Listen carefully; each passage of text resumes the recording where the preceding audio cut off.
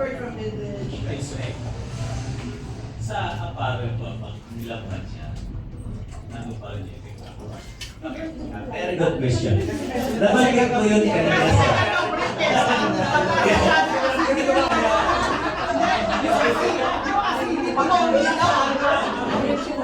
Okay, very good question. Nabanggit ko yun kanina, di ba? Sabi ko yung eyewear na content kasi siya. Pero sa mga apparel, since open po yung mga elements, mag-deteriorate po siya, kaya kailangan natin i-take care. So, kailangan i-wash natin, hand wash lang with mild soap.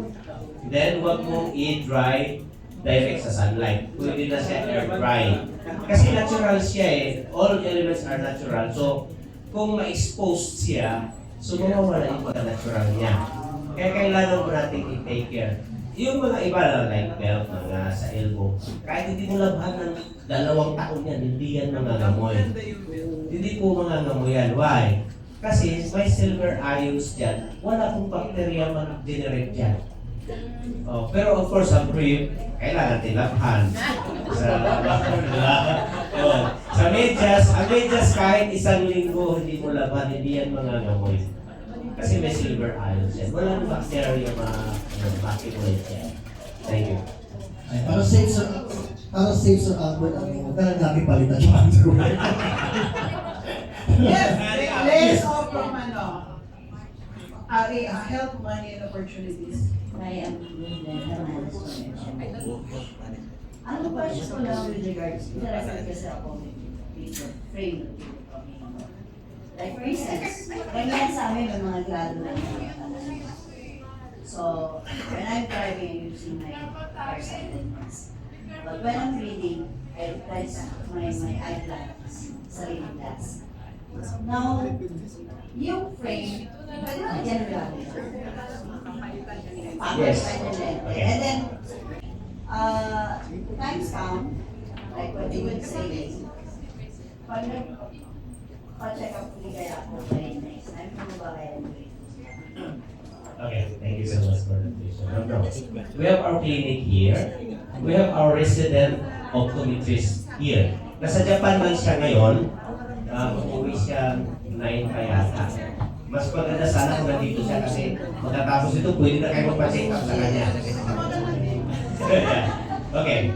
So, yung concern mo, isang lens ang gagamitin mo. Si Doc Hill ang napaka-ano nito. Kumbaga, siyempre retired optometrist. Ang mga anak mga optometrist din. So kung technology ang pag-usapan with the new lenses, alam ni Doc, of course. Marami po sa concern mo ma'am na iba-iba yung mga ginagamit dito, isa lang yung gagamitin mo. Kailangan palitan ni Doc yung lens mo. Kasi ang technology naman namin, sinabi ng EVP natin nasa frame eh. So, dito sa frame, nandito yung protection and restoration and repair. So, ito po nakakatulong na pababain yung grado mo. Dito, as we experience yung mga, nandito yata si Ma'am Christine, no? From 250, after 1 month, naging 125. Yes. So, ganun po, nakakatulong po yung salamin. Kasi po hindi kami nagsabing na nakakapagpagaling. Una-una, hindi kami mga doctors. Ang salamin po natin hindi gamot. So, of course, we have to, kung baga, yung bagay na pwede niya sabihin, pwede siya makakatulong talaga. Kasi the root cause of the problem, yun yung pinakagin na, not the problem.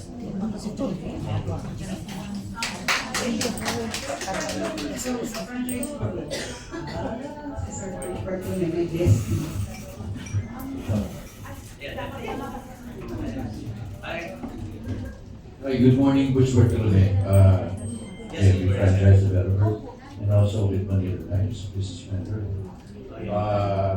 I just want to focus now on the children. You mentioned, ma'am, the children.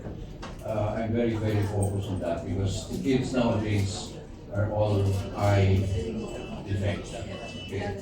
How can we more or less, promote for the parents to look at this? Because we cannot prevent, we cannot stop them from not using gadgets. It's a way of life. Sad to say, But how do we protect? As you say, nano-protect. How can parents protect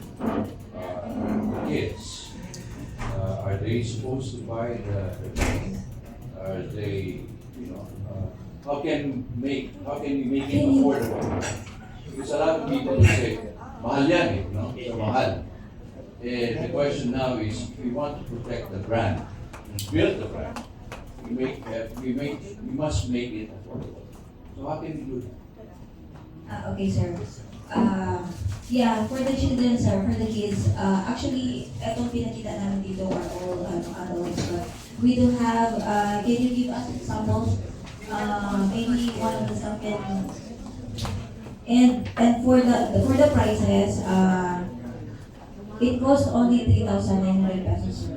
So, and this is, yeah, half for the adult, and this is lifetime also, so, and hindi siya madaling masira. Kasi alam mo ang mga bata ngayon, di ba, pinaglalaruan, tapos nahuhulog. So, kahit ano na yan, matapon yan, so hindi po siya masisira. Hindi po madaling pabali, yung ganyan po. So, kailangan po talaga nila kasi nowadays, because of the technology, wala pong bata hindi gumagamit ng gadgets.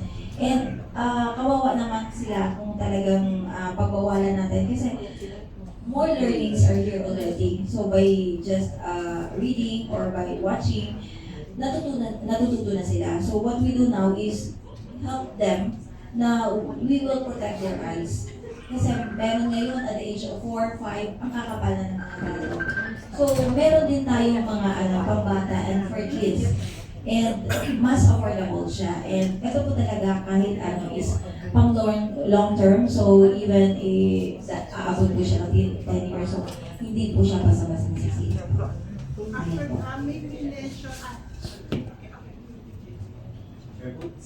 Manila, dun sa question mo po. I believe isa sa mga reasons kung bakit nagkakasakit tayo yung mga bata is yung tinatawag na DNA. Ano? DNA. Are you familiar with DNA? You know? DNA means di natin alam. Because I believe, it's not the pollution, it's not the radiation, yung pinaka-cause ng problem, but it's the ignorance of it. You know, yung pinaka-problema. Hindi natin alam eh. So, what we are doing right now, and can do it. Marami pa, we are doing a brand awareness. So, nagkakanta kami ng mga brand awareness, nagkakanta kami ng mga orientations just to educate people in terms of the existing problem, which is one of the problems is yung mata. That's already a global crisis, yung mata. Sabi nga ng World Health Organization, nowadays, pabulag na yung mundo. Okay, that's the reason why last 2023 naglabas sila ng article, last 2024 naglabas sila ng manual called BESI just to inform the public, no, community na ang problema sa mata ay malala at global pandemic. So that's one of the way na ginagawa namin para matulungan yung mga bata is to educate parents, and the parents will provide them a protection such as this technology. Yeah. Is it something like this, no? What you mentioned, how do they promote or educate people? This recently we started with the launch of the brand. It comes in series, then we came to the wellness gift for the holidays. And now we are into this trust right now of establishing that they're on their first year, they were able to embrace a lot and a lot more. There is a program that they have thought for next year, starting the year by with the gift of wellness, with the vision, we should also embrace children. And they also have projects for children. And basta meron sila, pipipulagyan sila. Nakita ko din. Kaya nga sinabi ko, the product was too good not to share what they have in mind. And having that, when they share it, it's going to be a ripple effect that I see. You know, that day I came here, I was so shocked that so many things for foreigners. They didn't publish it, they didn't say anything about it, but I was touched. And now they have imparted to, they're also from Disney now, majority of them are from Disney. At of course, sino naman yung mismo nagtutulungan nila kung sino So, dun sa question mo, sir, no? Dagdag ko lang. Kumbaga, at first, alam na namin na of course, affordable ang price. Kasi, para hindi mabigatan yung parents, para kumbaga, i-ano nila sa mga anak nila. Kumbaga, tawag ito, para hindi sila mabigatan, ginawa namin half price yung pambata. Para ma-promote talaga nila, napilahan nila yung mga anak nila, para hindi rin mabigat sa kanila. Pero yung sa bata, kung tutusin, yung quality, mas matindi pa ang quality sa bata. Kasi alam naman natin na pag bata, pag hindi sila bumili, baliwala sa kanila eh. Okay? Now, meron kami ditong 3 years old, no? When she was 3 years old, nagreklamo siya sa mami niya. Mami, my eyes are ouchy. Ganun mag-English ang mga bata. Kaya sabi niya, that's why you use the eyewear. Nung sinukat niya ngayon, na-differentiate niya na hindi na nag-fatigue yung mata niya. Kumbaga, relax na relax yung mata niya, na kahit magbabad siya, I hope na hindi natin kung na gano'n, pero kahit magbabad po ang mga bata, wala pong effect ang radiation. Kasi, sabi ko nga, the frame alone, the raw material alone is anti-radiation siya. How much more dun sa lens pa na may anti-radiation din. Kumbaga, total protection po siya sa mga bata. She is 7 years old now. You cannot see her na mag-gadget na wala pong nanoprotect. You cannot see. Kaya ganun po na disiplina ang bata. It's about discipline, no? Kasi, sabi ko nga, hindi man tayo pwedeng itigil yung technology. All you have to do is to protect. Kaya, kailangan po mga bata, nakita natin sa Facebook, nagluluha ng mata, nagdudugo, may anxiety, kung ano-anong mga nangyari sa kanila. Kasi because of radiation. Kasi 12 years old and below, hindi pa full grown ang immune system nila.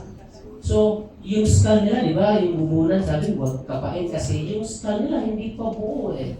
Kaya, tayong mga adults, mas protected tayo ito para sa mga bata kasi hindi pa full grown yung immune system nila. Kaya kailangan ang protection ng mga bata than the adults. So, we're good. Second ko ulit. Mabilis, no? Question lang, is that also applicable? Children are children. What about the gens? Because I think the color is not going to be applicable to the gens. We have for the teenagers, we have. Do you have any sample of that? Yes, yeah. Because they will definitely want to be Yeah. tuned. Actually, nandyan po sa likod ko natin lahat ng mga nandyan po.